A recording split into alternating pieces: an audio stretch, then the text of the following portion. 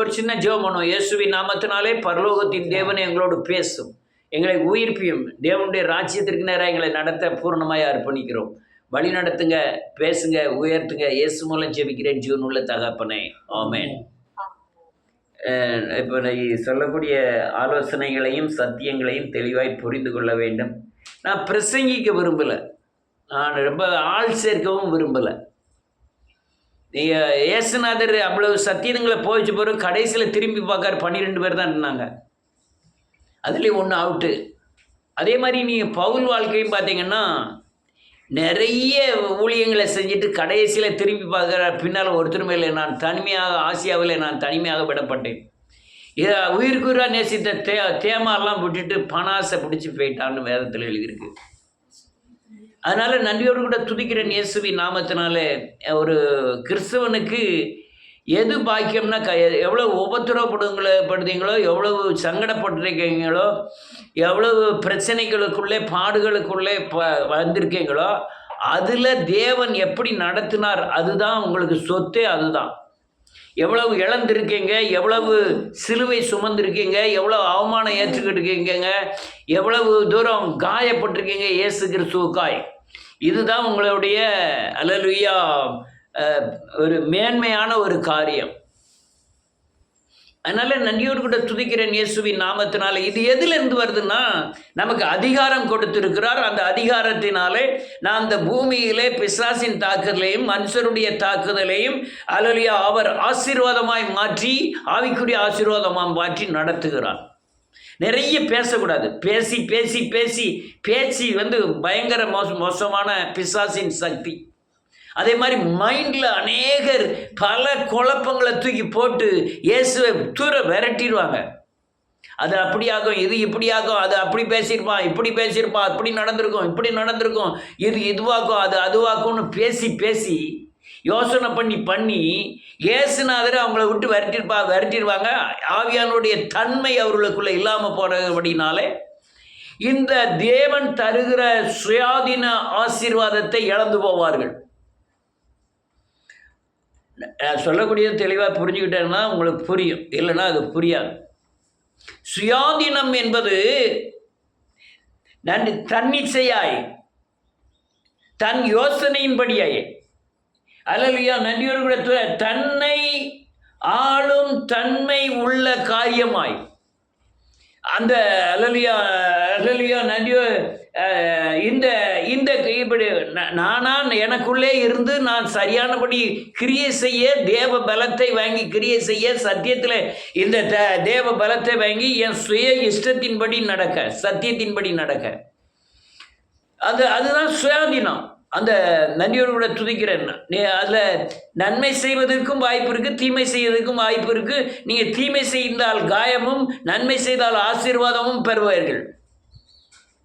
ஆனால் தீமைக்கு ஏற்ற சரீர ஒடுக்குதலும் நன்மைக்கேற்ற ஆவிக்குரிய பலனும் கிடையாது. சுயாதீனத்தில் நான் உள்ள காரியங்களை சொல்லுகிறேன். அநேகருக்கு அல்லேலூயா நன்றியோடு கூட துதிக்கிறேன். சுயாதீனத்தை, இந்த அதிகாரத்தை, இந்த ஆளுமையை கிறிஸ்து எனக்கு சுதந்திரத்தை தந்திருக்கிறார். இந்த பூமியிலே பிசாசை ஆளவும், உலகத்தை ஆளவும், அல்லேலூயா மற்ற எல்லா காரியங்களையும் சத்தியத்தின் அடிப்படையில் தீர்த்து குடும்பங்களையும் அல்லேலூயா நம்மை சார்ந்தவர்களையும் அணுகி இந்த பூமியிலே வாழ்வதற்கு சுயாதீன பிரமாணத்தினாலே நிரப்பி அந்த சுயாதீனத்தை கிறிஸ்து எனக்கு தந்து இந்த பூமியிலே விடுதலையான ஒரு வாழ்க்கையை தந்திருக்கிறார். இந்த சுயாதீனத்துக்குள்ளே நீங்கள் வரலன்னா நீங்கள் அடிமை ஆகிவிடுவீர்கள். எதுக்கு அடிமை ஆடுவீங்கன்னா, முதல்ல அடிமையாகக்கூடியது உங்கள் சுயத்துக்கு அடிமையாக. இன்றைக்கி ரொம்ப பேரை பார்க்க இந்த சுயாதீனத்துக்குள்ளே வரல. இந்த சுயாதீனமாகிய பயங்கரமான ஒரு ஆசீர்வாதம், இந்த ஆசீர்வாதத்துக்குள்ளே வராமல் அடிமைத்தனத்துக்குள்ளே தான் இருக்கான். சுயம் என்ற அடிமைத்தனத்துக்குள்ளே நான், எனது, என்னை அல்லாமல் நான் தான் செய்வேன் அப்படிங்கிற தன்னை ஆளுகிற பிசாசினாலே தன் ஆத்துமாவையும் இருதயத்தையும் ஆளுகிற சக்தியை பெற்ற சுயத்தில் வாழக்கூடிய ஒரு பொல்லாத விக்கிரக ஆராதனை செய்து கொண்டிருக்கிறார்கள் கிறிஸ்தவர்கள். கிறிஸ்தவர்கள் மட்டுமல்ல, நம்ம ஜெபத்தில் கலந்து கொள்ளவங்க அநேகருக்கு புரியாமல், எவ்வளவு சொன்னாலும் புரியாமங்களால் நீங்கள் தப்பிச்சிட முடியாது. அந்த புரிந்து கொள்வதுக்கு உண்டான அல்லேலூயா முயற்சி எடுக்காமல் அநேகர் தன் சுயத்திலே வாழ்ந்து இந்த சுயாதீன பிரமாணமாகிய கிறிஸ்துவின் அல்லேலூயா ஆளுமைக்குள்ளே அல்லது கிறிஸ்துவ தந்த ஆளுமையை இந்த பூமியிலே செலுத்தக்கூடாதபடி அடிமைத்தனத்திலே காணப்படுகிறார்கள். நான் சொல்லி எத்தனை பேருக்கு புரியுதுன்னு தெரியல. புரிஞ்சுக்கிட்டீங்கன்னா உங்களுக்கு நல்லது. எப்போ பாரு நான் என்னை அல்லாமல் என்ன முதலாவது தேவன் அதெல்லாம் கிடையாது. எனக்கு நான் செஞ்சிருவேன் அப்படிங்கிற தன்மை.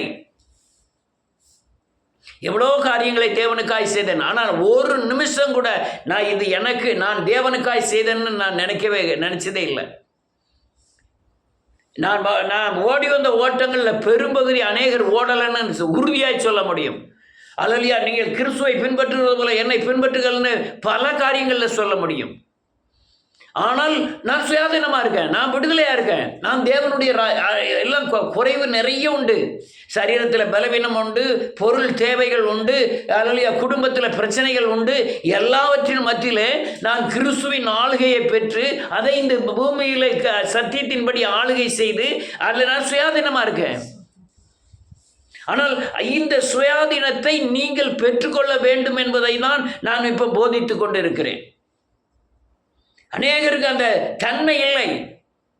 நீங்கள் அந்த சுயத்தை அடிமைப்படுத்தக்கூடிய அந்த தன்மையை உங்கள் விட்டு விலக்காட்டால், சுயத்தை உங்கள் விட்டு விலக்காமல் இந்த சுயாதீன பிரமாணத்திற்குள் வரவில்லை என்றால், நீங்கள் நன்றியோடு கூட துதிக்கிற எப்பவும் அந்த உலகம், அம்மா, தம்பி, அக்கா, அது ரசிக்கப்படாதவங்க, அவங்க பிச்சைக்காரன் எல்லாத்தையும் பற்றி பேசிகிட்டு இருப்பீங்க. நீங்கள் ஒரு பிரச்சனை வந்துட்டா மகனா தேவன் பார்த்து கொள்ளுவார். அது சுயாதீன பிரமாணம். ஐயோ பார்த்துக்கிடுவாரோ, ஐயோ இப்படி சங்கடப்படும், அது சுயம், உங்களுடைய சுயம். நீங்கள் தேவ சமூகத்தில் வைக்காத யாவும் உங்களுக்கு பாரமாயிரும். எனக்கும் அண்ணன் உண்டு, எனக்கும் அப்பா உண்டு, எனக்கும் அம்மா எல்லாம் இருந்தாங்க, அண்ணன் தம்பி இருக்காங்க, அவங்க பிள்ளைகள் இருக்குது, எவ்வளோ சொந்த பந்தங்கள் இருக்கிறது. நான் ஒரு நிமிடம் கூட அந்த பாரத்தை என் மனசில் வச்சதே கிடையாது. அண்ணன் இறந்துட்டார், போய் கொஞ்சம் ஒரு நிமிஷம் மனஸ்தாபம், அதுக்கப்புறம் அதை பற்றி சிந்தனை பண்ணதே கிடையாது. ஆனால் நீங்கள் இந்த சைடு நினைக்கலாம் முரட்டு குணமா, இல்லை, அது சுயாதீன பிரமாணம். அது அந்த சுயம் என்னை தாழ்த்தி விடும் என்பதை அறிவேன். இந்த சுயமானது என்ன செய்யும்? என்னை சுயாதீன பிரமாணத்தில் விடுதலையான பாதுகாப்பான வாழ்க்கையை வாழக்கூடாமல் செய்யும். அநேகர்கள் தன்னுடைய குடும்பத்தில் எடுக்கிற முடிவுகள் சுயத்தின் அடிப்படையில், சொந்த ஞானத்தின் அடிப்படையில், அல்லது அநேகருடைய ஆலோசனையின் அடிப்படையில் எடுக்க காரணம் சுயாதீன பிரமாணமாகிய கிறிஸ்துவின் ஆளுகையை நமக்கு தந்து ஆளக்கூடிய தன்மையில் இல்லை. எனக்கு எல்லா பாவமும் செய்ய அதிகாரம் உண்டு, ஆனால் அந்த செய்கிற பாவத்துக்கு தண்டனையும், நான் நன்மை செய்தால் நன்மைக்கேற்ற நன்மையும் எனக்கு உண்டாகும். அதுதான் சுயாதீன பிரமாணம். அதனால் அந்த கிறிஸ்துவின் ஆளுகையை நமக்கு தந்து நான் தன்னிச்சையாக செயல்படுகிறேன்னு, அதாவது என்னை கட்டுப்படுத்துவார்கள். நான் ஒரு ஊழியனாக இருக்கிறேன், அநேக சத்தியத்துக்குள்ளே அநேகரை நடத்துகிறேன், நான் பிரதிபலிப்பை கண்டிருக்கிறேன், அநேக கோணங்களில் எனக்கு கட்டுப்பாடுகள் வரும். ஆனால் இந்த கட்டுப்பாடுகளுக்குள்ளே நான் சென்றால் நான் போக வேண்டிய இலக்கை இழந்து விடுவேன். என்னுடைய போக வேண்டிய இலக்கை இழந்து விடுவேன். ஒரு வசனத்தை வாசிப்போம். செல்லில் யாராவது வாசிங்க. கலாத்தியரின் புஸ்தகம் 4வது அதிகாரம்.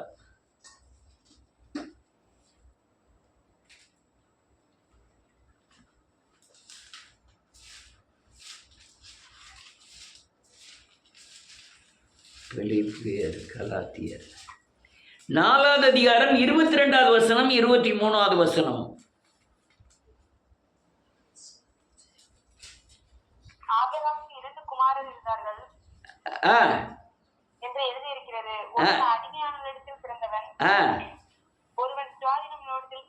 ஆமென். அடிமையானவரிடத்தில் பிறந்தவன் மாம்சத்தின்படி பிறந்தான். நல்ல கழுங்க. நான் அடிமையானவன்ட்டு தான், பிசாசின் அடிமையானவன்ட்டு தான் பிறந்தேன். நான் இப்போ திரும்பி ஆவியில் பிறந்திருப்பதோ சுயாதீனமாகிய கிறிஸ்துவின் சிலுவை மரணத்தின் மூலமாய் நான் ஆவியில் பிறந்திருக்கிறேன். நான் ஆவியில் பிறந்தாலும் அந்த சுயாதீனமாகிய மாம்சத்தில் பிறந்த என் மாம்ச சிந்தையாகிய சுயத்தை கொல்ல முடியும். அது அந்த அந்த அந்த அந்த ஆகாருடைய பிள்ளையாகிய இஸ்மவேல், அல்லேலூயா, சுயாதீனமாகிய வாக்குத்தத்தத்தின்படி பிறந்தவன் ஈசாக்கு.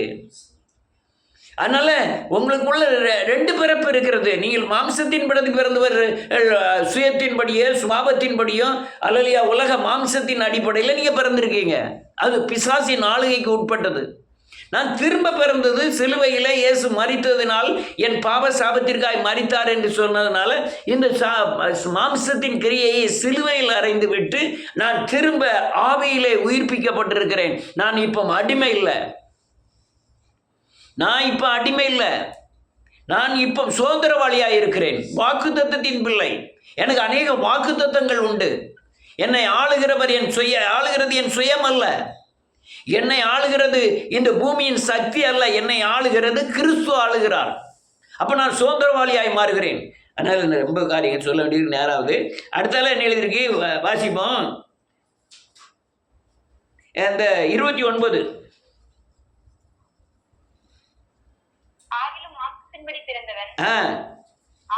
பிறந்தவனை அப்பொழுது துன்பப்படுத்தினது போல இப்பொழுது நடந்து வருகிறது. அடுத்தால அதை குறித்து வேதம் என்ன சொல்கிறது? அடிமையானவரின் மகன் சுயாதீனமுள்ளவனுடைய குமாரனோடு இருப்பதில்லை, ஆகையால் அவருடைய மகளையும் புறம்பே தள்ளு என்று சொல்கிறது. நல்ல சொல்லுது பூராமே பிரசங்கம் அல்ல, இது ஒரு போதனை. அதனால நீங்க இதை கவனமா கவனிக்கணும். இப்போ என்ன ஆயிட்டு, நான் மாம்சத்தின்படி பிறந்தவன் ஆகிலும் மாம்சத்தின்படி பிறந்தவன் ஆவியின்படி பிறந்தவனை அப்போது துன்பப்படுத்தினது போல இப்போதும் உள்ள இருந்து துன்பப்படுத்திக்கிட்டே இருக்கான். அவன் சுயம் என்னை அல்லது ஆவிக்குரிய காரியங்களில் நடக்கக்கூடாதபடி தடை பண்ணுகிறான். இந்த சுயாதீன இந்த ஆளுமையை, இந்த கிறிஸ்துவின் தன்மையை பெற்றுக்கொள்ளக்கூடாதபடி என்னுடைய சுயம் தடுக்குகிறது. இது நான் இப்போ இதெல்லாம் சொல்லுது நல்லா புரிஞ்சுக்கிட்டா தான் உங்களுக்கு கிறிஸ்துவ ஜீவியத்தில் ஜெயமான வாழ்க்கை வாழ முடியும். அதனால என் சுயமானது என்ன செய்யுது, அல்லேலூயா, அநேகரை அற்பமாக என்ன செய்யுது, இந்த சுயத்தில் சாகிறவர்கள் அநேகர் சகோதர சிநேகத்தை அல்லேலூயா விரும்புவதில்லை. இந்த சுயத்தில் மரிக்கிறவர்கள் ஐக்கியத்தை விரும்ப மாட்டார்கள். இந்த சுயத்தில் மரிக்கிறவர்கள் சரியான மனம் திரும்புதலுக்குள்ளே கடந்து வர மாட்டார்கள். அதனால வேதம் தெளிவாக சொல்லுது, இந்த சுயத்தின் அடிமைத்தனத்தின் பிள்ளையாகிய சுயத்தை உன்னை விட்டு விரட்டிடு. விரட்டுனா கிறிஸ்துவின் ஆளுகைக்கு உட்படுவீர்கள், அவருடைய கண்டிப்புக்கு உட்படுவீர்கள், அவருடைய ஆலோசனைகளுக்கு உட்படுவீர்கள், அவருடைய நடத்துதலுக்கு உட்படுவீர்கள். அது உங்களுக்கு இந்த உலகத்தில் சுதந்திரவாளியாய், வாக்கு தத்தத்தை கொடுக்கக்கூடிய சுதந்திரவாளியாய், 1000 வருட அரசாட்சியின் சுதந்திரவாளியாய், அல்லேலூயா, சுயாதீன பிரமாணமாய் ஆசீர்வாதத்தை கொண்டு வரும். அநேகர் சுயம்தான். உங்கள் வீட்டு காரியங்களுக்காக இவ்வளவு ஜெபம் பண்ண சொல்கிறீங்களா? ஆவிக்குரிய காரியங்களில் எவ்வளவு தேறி இருக்கீங்க? ஆவிக்குரிய காரியங்கள் தான் சுயாதீனம். நீங்கள் வீட்டு பிரச்சனையை ஜெயிக்கணும்னா நீங்கள் ஆவிக்குரிய தன்மையில் வளர்ச்சி அடையணும். அடுத்த கடைசி வசனம் என்னமா எழுதிருக்கு?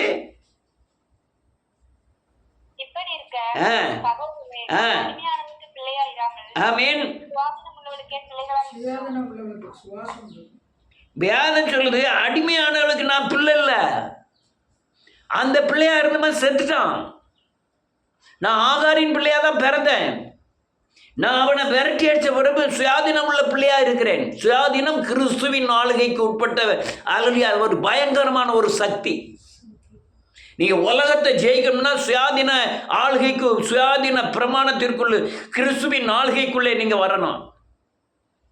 வந்தால் தான் ஜெயிக்க முடியும். அநேகருக்கு அல்லேலூயா, இந்த மொத்த உலகத்திலையும் கிறிஸ்து அங்கே இருக்கிறார், இயேசு இங்கே இருக்கிறார்னு சொல்ல வஞ்சிக்கப்பட்ட கடுவார்கள் என்று எழுதியிருக்கிறபடி இன்னைக்கு எங்கே பார்த்தாலும் சத்தியம் பிரசங்கிக்கப்படாமல், சத்தியத்தின் ஆழமான சத்தியங்கள் போதிக்கப்படாமல் இவங்க அநேகர் விடுதலை ஆகலை. அந்த அந்தி கிறிஸ்துவின் கையில் தான் சிக்கி இருக்கிறார்கள். நான் அநேக சபைகளை பார்க்கிறேன்,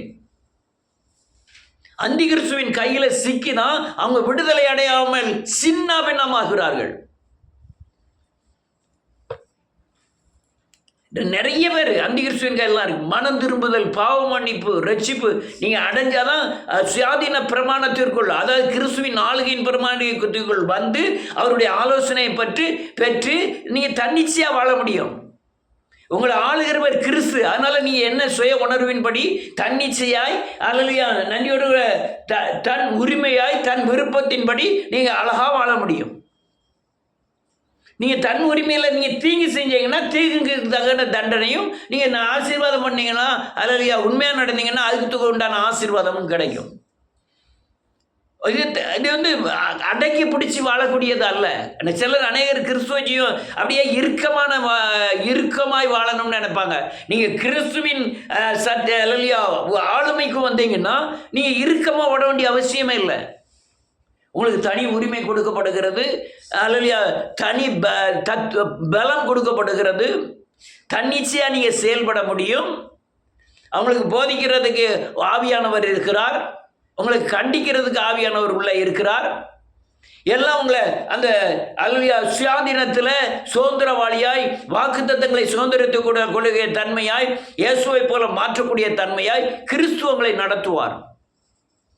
அநேகர் கிறிஸ்துவை பின்பற்றுவது சுயத்தின் அடிப்படையில் தான். நான் வாழணும், முதலாவது தேவனுடைய ராஜ்யத்தை வைங்க, எல்லாம் வாழ்வீங்க. முதலாவது தேவனுடைய ராஜ்யம். நான் இந்த திருநெல்வேலி மாவட்டத்தில் நினைக்கிறேன் ஒரு சபையாவது காணிக்கை வாங்காத சபை இருக்கும்னா இருக்கவே இருக்காதுன்னு நினைக்கிறேன். காணிக்கை மையமாக வச்சு தான் எல்லா சமயம் ஓட்டுது. இன்னைக்கு நாளைக்கு பாஸ்டர்ஸ்களுக்கு போதகர்களுக்கு சம்பளம் கிடையாதுன்னா ஒரு பாஸ்டர் கூட ஊழியம் செய்ய மாட்டாங்க. சம்பளம் வாங்காமல் பாஸ்டர் யார் ஊழியம் செய்வா? அவங்க சம்பளம் வாங்க அந்த சத்தியத்துக்கு மீறி நடந்து ஊழியம் நடக்கிற ஊழியங்கள்லாம் அடிமைத்தனத்தின் ஊழியத்தில் தான் இருக்கும், சுயாதீனபரமான இருக்காது. நீங்கள் அடிமைத்தன ஊழியத்தில் போனோடனே ஒரு சாட்சி சொல்ல முடியாது, ஒரு ஜெபம் பண்ண முடியாது, ஒரு வேதத்தை வாசிக்க முடியாது. அங்கே அடிமைத்தனம் தான் இருக்கும். உங்களை ஐக்கியமாக பழகவும் மாட்டாங்க. ஜாதியின் அடிப்படையில் அது அடிமைத்தனம், ஜாதியின் அடிப்படையில் அடிமைத்தனம். நீங்கள் பணக்காரராக துட்டு உள்ளவராக இருந்தால் தான் உங்கள் வீட்டில் வந்து பாஸ்டர் ஜெபம் பண்ணுவார், அது அடிமைத்தனம். அல்லேலூயா, நன்றியோடு கூட. இப்படி பல அடிமைத்தனங்கள் இருக்கு. அடிமைத்தனம் பூராமே ஆகாருடைய பிள்ளைகள், அல்லேலூயா, இஸ்மவேலர்கள், நியாயப்பிரமாணத்திற்கு உட்பட்டவர்கள், மாம்சத்துக்கு உட்பட்டவர்கள். மனம் திரும்பி பாவமன்னிப்பின் நிச்சயத்தை பெற்று இயேசு கிறிஸ்துவின் மரணத்தை சுமந்து அல்லேலூயா அனுதினம் சிலுவையில் அறைப்பட்டு அனுதினம் தன்னைத்தான் வெறுத்து சிலுவையை சுமந்து கிறிஸ்துவை பெற்று கிறிஸ்துவின் ஆளுகைக்குள்ளே வந்து அவருடைய ஆலோசனையின்படி தன்னைத்தான் அல்லேலூயா தேவ பலத்தோடு பூமியிலே பிசாசையும் பிசாசின் கிரியைகளும் ஆளுகை செய்கிறாதான அவன் தான் சுயாதீனன். அநேகர் இந்த தன்மைக்குள்ள வரல. சுயாதீன பிரமாணம் இதுதான் நான் இப்போ சொன்னதுதான் சுயாதீன பிரமாணம். நீ மனம் திரும்பு, பாவமன்னிப்பின் நிச்சயத்தை பெறு, கிறிஸ்துவை பெறு, சத்தியத்தை வாசி, சத்தியத்தின்படி நட. ஒவ்வொரு சத்தியத்துக்கு உண்டான ஆலோசனைகளை கர்த்தர் தருவார். அந்த ஆலோசனையின்படி நடந்தால் தான் அதான் சுயாதீன பிரமாணம். நான் இப்போ சொன்னதுதான் சுயாதீன பிரமாணம். இந்த பிரமாணத்துக்குள்ளே நீங்கள் வந்துட்டீங்கன்னா அல்லேலூயா ஆளுகை தேவ கிறிஸ்து உங்களை ஆண்டாலும் பரிசுத்தாவியானவர் உங்களை ஆண்டாலும் உங்களுக்கு தன்னிச்சையாக செயல்படலாம். தனித்தன்மையில் நீங்கள் இருக்கலாம். உங்களுக்கு இது உலகத்தில் சுதந்திரமாய் வாழலாம். வாக்குத்தத்தங்களை சுதந்திரித்துக் கொள்வீர்கள். அநேகர் இந்த சுயத்தின்படி நடந்து மாம்சத்தின்படி நடந்து வாக்குத்தத்தம் இது நிறைவேறும் என்று அநேக பகல் கனவு காண்கிறார்கள். நீங்கள் சுயத்தில் இருந்தால் வாக்குத்தத்தம் நிறைவேறுவதில்லை. நீங்கள் மாம்சத்தில் நடந்தீங்கன்னா அடிமைத்தன பிசாசுக்கு அடிமைத்தனத்தில் இருக்கிறோம். அடுத்த அதிகாரம் முதல் வசனம் வாசிமா.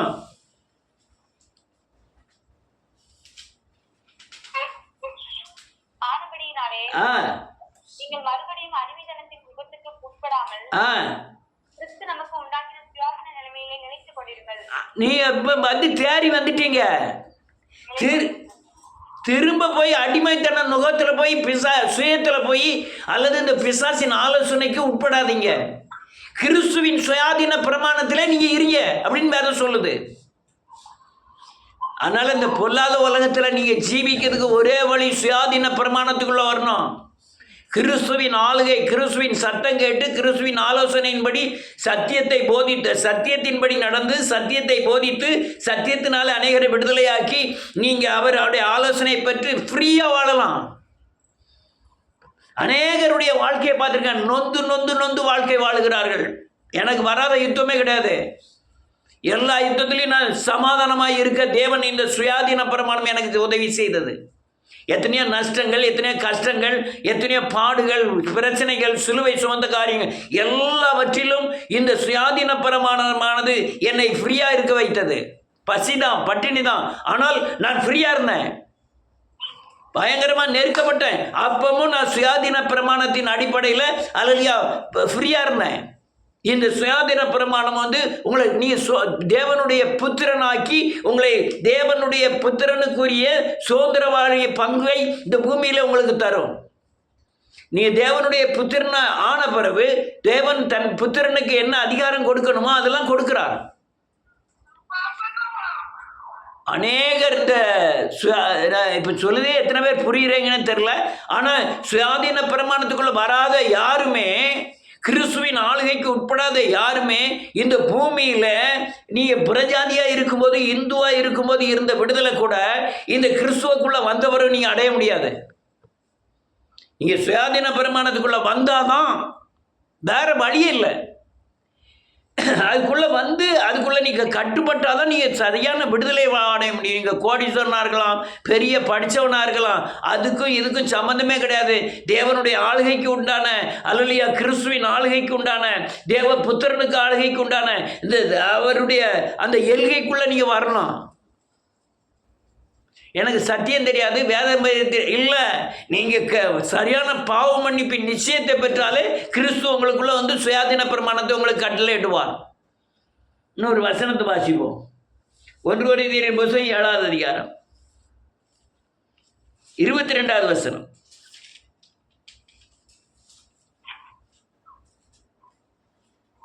கர்த்தருக்குள் அழைக்கப்பட்ட அடிமையானவன் கர்த்தருடைய சுயாதீனனாய் இருக்கிறான். ஆமென். அப்படியே அழைக்கப்பட்ட சுயாதீனன் கிறிஸ்துவினுடைய அடிமையாய் இருக்கிறான். இதுல எப்படி குழப்பமா எழுதியிருக்கு பாருங்க. அல்லேலூயா. கர்த்தருக்குள் அழைக்கப்பட்ட அடிமையானவன் கர்த்தருடைய சுயாதீனனாய் இருக்கிறான். அப்படியே அழைக்கப்பட்ட சுயாதீனன் கிறிஸ்துவுடைய அடிமையாய் இருக்கிறான். வேதம் சொல்லுது, நான் கர்த்தருக்குள் அழைக்கப்பட்டிருக்கேன், அழைக்கப்பட்டவன் கர்த்தருடைய சுயாதீனனாக இருக்கிறான், விடுதலையாக இருக்கிறான். அப்படியே அழைக்கப்பட்ட சுயாதீனன் கர்த்தருடைய அழைக்கப்பட்ட சுயாதீனன். நான் சுயாதீனம்தான், ஆனால் நான் கிறிஸ்துவுக்கு அடிமையாக இருக்கிறேன். நான் இயேசு கிறிஸ்துவே அடிமையாக இருக்கிறேன்னா அவர் தான் என்னை கண்டிக்கிறார், போதிக்கிறார், ஆலோசனை தருகிறார். அவருக்கு அடிமையாக இருந்தால் தான் அவர் சத்தத்துக்கு நான் கீழ்ப்பட்டு ஆண்டவரை கர்த்தருடைய சுதந்திரத்தை இந்த சுதந்திரவாளியாய் இந்த சுயாதீன பிரமாணத்தினாலே சுயாதீனத்தை பெற்றுக்கொள்ள முடியும். நான் கிறிஸ்துக்கு அடிமை, அவர் உணர்த்துகிறார் பாவத்தை குறித்து, நான் மீறி செஞ்சோம்னா நான் அல்லையா அந்த சுயாதீன பிரமாணத்தை பெற முடியாது. அதுக்கு அர்த்தம் அதான், நான் கிறிஸ்துக்கு அடிமையாக இருந்தாலும் அவர் பாவத்தை குறித்தும் நீதியை குறித்தும் எனக்கு கண்டித்து உணர்த்துவார். அதை நான் கைகொண்டு இந்த உலகத்தில் சுதந்திரவாளியாக இருக்க முடியும். கிறிஸ்துக்குள்ள எத்தனையோ ஆசீர்வாதங்கள் இருக்கிறது. அது பூராமே கிறிஸ்துவனால என்ன எல்லாரும் நினைச்சாங்க, சிலுவை சுமத்தல், பிசாசினால தாக்கப்படுதல், அல்லையா அவங்க தாழ்மையாக போகிறதுனால பயங்கரமான சங்கடம் இருக்கு. இல்லை, கிறிஸ்துவின் பிரமாணம் அல்லையா இந்த பூமியில் உள்ள சக்தியாகிய மாம்சத்தின் கிரியைகளை அழித்து சாந்தமானது உங்களை உயர்த்திடும். அது சுயாதீன பிரமாணத்தில் உங்களை கொண்டு வந்துடும். சுயாதீன பிரமாணம் உலகத்தின் அவமானங்கள் உங்களை தாக்காதபடி தேவனுடைய சமாதானம் உங்கள் இருதயத்தை ஆள ஆரம்பிக்கும். அல்லேலூயா. இன்னொரு வசனத்தை வாசிமா, 9வது அதிகாரம் 1 வசனம்.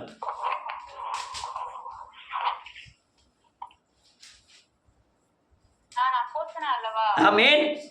நான் சுயாதீனன் அல்லவா? நம்முடைய கர்த்தராகிய இயேசு கிறிஸ்துவை தரிசிக்கவில்லையா?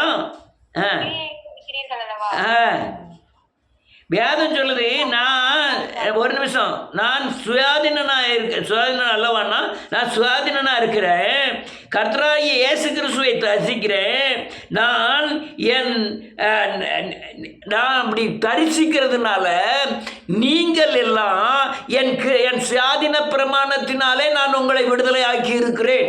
நான் இப்போ செஞ்சுக்கிட்டு இந்த வசனம் தான், இந்த வசனத்தை தான் இப்போ செஞ்சுக்கிட்டு இருக்கேன். ஏன்னு கேட்டால் நீங்களாம் சுயாதீன பிரமாணத்துக்கு உண்டான கிரியைகளாக மாறுறதுக்கு அர்த்தம் நான் சுயாதீனமாக இருக்கிறதின் அடையாளம், நான் சுதந்திரவாளியாக இருக்கிறதின் அடையாளம். நீங்கள் இருக்கிற சுய கட்டுப்பாட்டில் பிசாசின் கட்டுப்பாட்டுகளை இருந்து கிறிஸ்துவின் கட்டுப்பாட்டுக்குள்ளே வந்து சுயமாக செய்யக்கூடிய அல்லையா அல்லையா தன்னிச்சையாக தன்னிருப்பமாக செய்யக்கூடிய தன்மைக்கு நீங்கள் வர்றது தான் அது என்னுடைய கிரியையாக இருக்கிறது.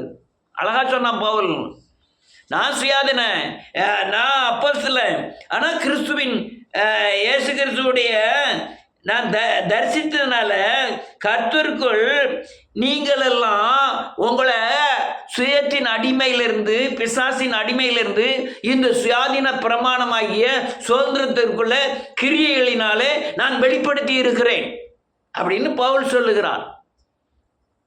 நல்லா புரிஞ்சுக்கிடுங்க.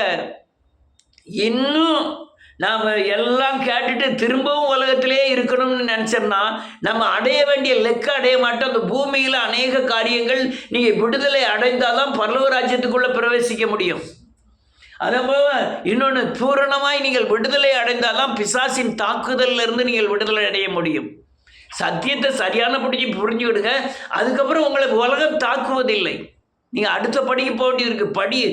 காலேஜ் அப்படி இந்த ஸ்கூல் படிப்பில் ஒவ்வொரு படிப்பும் மேலே ஏறுற மாதிரி இந்த கிறிஸ்துவ ஜீவியத்திலும் வளர்ச்சி என்று ஒன்று. பூரண வளர்ச்சி தான் நித்திய ஜீவன். பூரண வளர்ச்சி தான் பரலோக ராஜ்யத்துக்கு ஆயத்தமானதின் அடையாளம். பூரண வளர்ச்சி தான் அல்லேலூயா தேவனுடைய சாயல். நீங்கள் இந்த சுயாதீன பிரமாணம் எதுக்கு கொடுத்துருக்கு? நீங்களும் இயேசுவின் சாயலுக்கு மாறணும், உங்கள் ஜீவன் நித்திய ஜீவன் அடையணும். நீங்கள் அது சுயாதீன பிரமாணம் வளர வளர கிறிஸ்துவின் ஆளுகையை இந்த பூமியில் நீங்கள் பிரயோகம் பண்ண நீங்கள் தன்னிச்சையாய் சுயமாய் கிறிஸ்துக்குள்ளே நடக்க இந்த அல்லேலூயா நன்றியோடு கூட துதிக்கிற பரலோக ராஜ்யத்துக்கு நீங்கள் ஆயத்தமாகிட்டு இருக்கீங்க. ஆனால் உலகம் நிறைய அழிவில் இருக்குது, நிறைய அழிவில் இருக்குது. அதுவும் சபை பயங்கரமான சீரழிவில் இருக்குது. நீங்கள் கூர்ந்து கவனிச்சு பாருங்கள். எல்லா ஆண்டவர் சொன்னார் லூக்கா 16:13 2 எஜமானுக்கு ஊழியம் செய்ய ஒருவனாலும் கூடாது. ஒன்று தேவன், இன்னொன்று பொருள், உலக பொருள்லாம் வீடு மாடு அல்லேலூயா பணம் எல்லாத்தையும் அடங்கும்.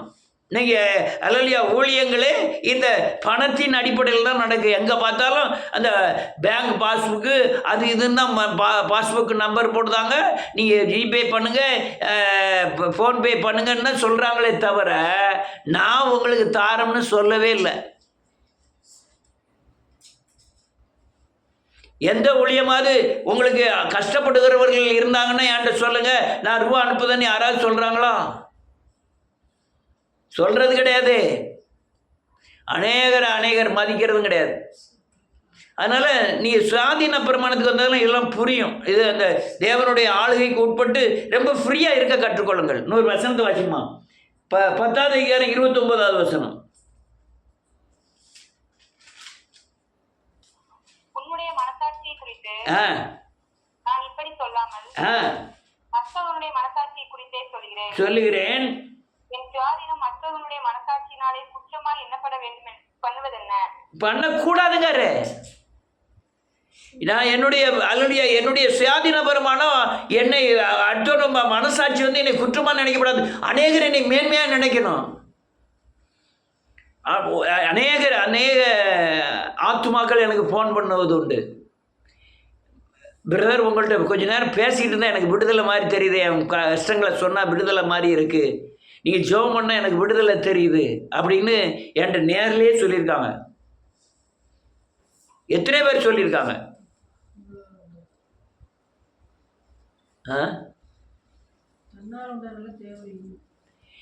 இது என்னுடைய சுயாதீன பிரமாணத்தில் நடக்கக்கூடிய அவர்களுடைய மனசாட்சி. அவருடைய மனசாட்சி இதுதான் பவுல் எழுதுறான் 29வது வசனத்துல. அந்த மனசாட்சியானது என்னுடைய சுயாதீன பிரமாணத்தை குற்றவாளியாய் தீர்க்க கூடாதுன்னு எழுதுறான். நான் சொன்ன காரியங்களை நிறைய பேர்கிட்ட கேட்டிருக்கேன். அப்ப நான் மேன்மையாவதற்கல்ல, நான் கரெக்டான இயேசுவின் கிறிஸ்துவின் ஆளுகைக்குள்ள போகிறோம்னு தெரியுது. கிறிஸ்துவின் ஆளுகையினாலே நான் ஆளப்பட்டு கிறிஸ்துவின் ராஜ்யத்தை கட்டுவதற்கு பிரயாசப்படுகிறேன் என்பது எனக்கு தெரியுது. இது சுயாதீன பிரமாணத்தில் அல்லையா தேவனுடைய போதனை மட்டுமல்ல, சுய இஷ்டத்துக்கு தன்னிச்சையா செய்வதற்கு விடப்படுகிறது. ஏன்னா நீ பேசுவதும் நடப்பதும் எல்லாமே சத்தியத்துக்குள்ள வந்துடும். நீ என்ன பேசினாலும் என்ன நடந்தாலும் அது சத்தியத்தின் பாதைக்கு வந்துடும், சத்தியத்துக்கு வந்துடும். நீ ஒரு வீட்டில் போய் ஒரு ஆளுக்கு சொல்கிற பிரச்சனைக்கு ஆலோசனை சொல்கிற, நீ எப்படி பேசினாலும் சரி அது சத்தியத்தின் ஆலோசனைக்கு வந்துடும். யான்னு கேட்டால் உன் நடப்பும் உன் யோசனையும் உன்னுடைய கிரியைகளும் சத்தியத்துக்குள்ளே இருக்கிறதுனால அந்த சத்தியமானது அதுதான் ஏன் சுயாதீன பிரமாணம். அது அவங்களை விடுதலை ஆக்குறது மட்டுமல்ல, அது நம்மையும் பலப்படுத்தும். சுயாதீன பிரமாணம் அந்த அல்லையா பிள்ளைக்குரிய சுதந்திரம். அவங்க மனசாட்சிக்கு நான் குற்றவாளியாய் காணப்படுகிறேன் என்றால் கிறிஸ்துவின் ஆளுகைக்கு உட்பட்ட சுயாதீனத்துக்குள்ள நான் வரலன்னு அர்த்தம். ஆனால் வேற குற்றங்கள் என் மேலே இருக்கலாம். ஆனால் என்னால் என் மேல் குற்றம் சாட்டுகிற குற்றம் அவர்களுக்குள் இல்லாமல் இருக்கணும்.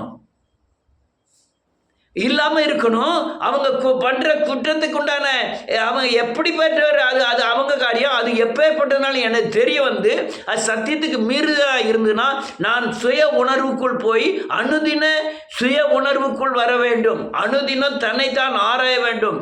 தன்னைத்தான் அல்லையா ஆராய்ந்து அறிக்கை செய்து நான் சுயாதீன பிரமாணத்துக்குள்ள வரணும். நான் அனுதினமும் என்னை ஞாபகம் இருக்க வேண்டும். அனுதினமும் என்னை அல்லலியா ஆராய்ந்து அறியணும், நிதானித்து ஆராய்ந்து அறியணும். அப்பதான் என்னுடைய சுயாதீன பிரமாணம் இன்னும் வளர்ச்சி அடையும். இன்னும் கிறிஸ்துவின் ஆளுகைக்கு உட்படுவேன். அல்லலியா கிறிஸ்துவை இயேசுவை சிலுவையில் போய் அல்லலியா சிலுவையில் அறையப்படும் வரை அவர் சிலுவையில் அறையப்படுவதற்காக பாரப்படவே இல்லை.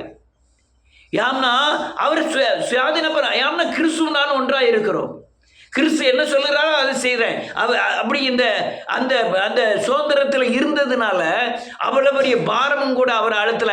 ஆனால் ஏன் என்னை கைவிட்டேன்னு சொன்னதெல்லாம் பிதாவை விட்டு நான் பிரிய போறேன்னுங்கிறதுக்காக தான் அவர் அந்த காரியத்தை சொன்னார்.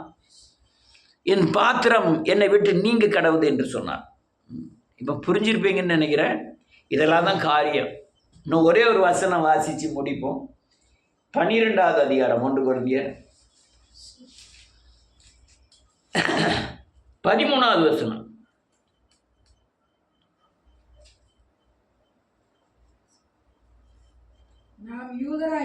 நாம் யூதராயினும் கிரேக்கராயினும் அடிமைகளான ஆமென் ஒரே ஆவியினாலே ஒரே சரீரத்துக்குள்ளாக பட்டு என்ன எழுதியிருக்கு? நீங்க பழைய கூட்டக்காரங்களா இருக்கலாம், நீங்க அந்த ஜாதியா இருக்கலாம், இந்த ஜாதியா இருக்கலாம், அல்லது நீங்க அடிமையா இருந்திருக்கலாம், பிசாசுக்கு சுயாதீனராக இருந்திருக்கலாம். எல்லாரும் ஒரே ஞானசாரத்தை பெற்றிருக்கோம், ஒரே ஆவியை தான் பெற்றிருக்கோம். ஏன் சுதந்திரவாளியா வரல? ஏன் தேவனுடைய பிள்ளையா மாறல? நான் தேவனுடைய பிள்ளைன்னு சொல்லலாம். அதுக்கு உண்டான அதிகாரம் எங்க? அதுக்கு உண்டான கிரியைகளின் வெளிப்பாடு எங்க? அந்த வெளிப்பாடு இருந்தால் தான் நீங்க சுதந்திரவாளியா மாறினதின் அடையாளங்கள்.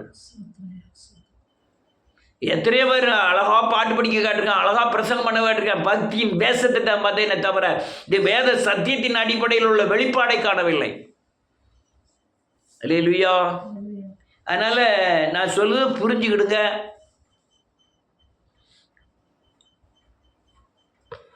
நான் சொல்லுவது மாத்திரம் ஒரு தடவை சொல்லுங்க, நான் முடிச்சிருந்தேன். நிறைய பேர் ஆளை காணல செல்லியும் இயேசுவி நாமத்தினாலே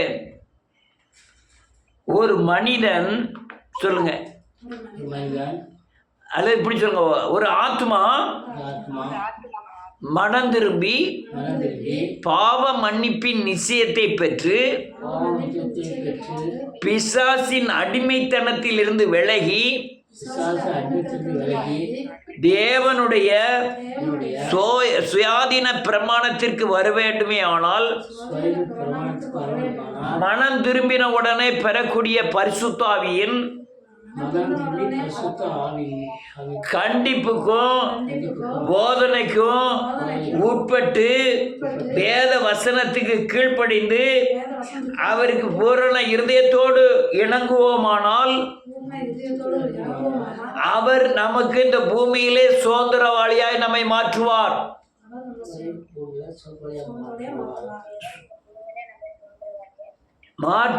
அதுதான் சுயாதீன பிரமாணம். நல்ல புரிஞ்சுக்கிடுங்க. இந்த சுயாதீன பிரமாணத்துக்கு வராத வரை நீங்க சுயத்துக்கு அடிமையா தான் இருப்பீங்க. உங்க வீட்டில் உள்ள பிரச்சனை பூரா தீரணும்னா நீங்க சுயாதீன பிரமாணம் கிறிஸ்துவின் ஆளுகைக்கு உட்படணும். அப்பதான் நீங்க இந்த உலகத்துல விடுதலையான ஒரு வாழ்க்கை வாழ முடியும். அதனால இதெல்லாம் காரியம் அடிமைத்தனத்தில் இருந்த நாட்கள்லாம் போதும்.